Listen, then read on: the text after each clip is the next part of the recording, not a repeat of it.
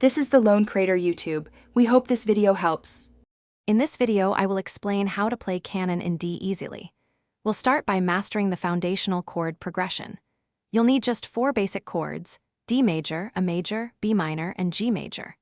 Practicing these 4 chords in sequence, D, A, B minor, G, will build essential muscle memory.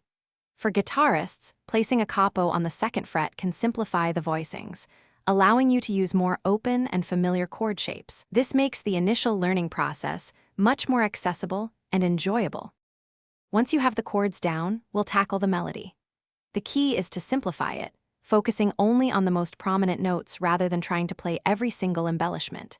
You can use a basic fingerpicking pattern, perhaps just plucking the root and 2 melody notes, or even a gentle strumming technique if you prefer. Breaking the melody into smaller 2-measure sections will make it much easier to learn and memorize, building your confidence step by step. Effective practice is crucial for mastering Canon in D. Always begin practicing at a very slow tempo, using a metronome to maintain a steady rhythm. Gradually increase the speed as your comfort and accuracy improve.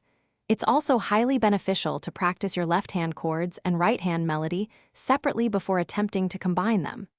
Aim for consistent, short practice sessions, perhaps 15 to 20 minutes each day, to see the most significant and lasting progress.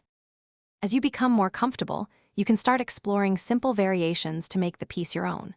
Try experimenting with different strumming or fingerpicking patterns to add texture and depth.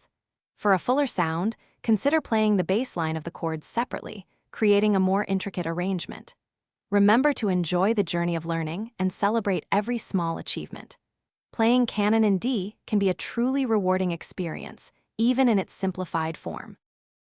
Thanks for watching. Consider subscribing if we helped you.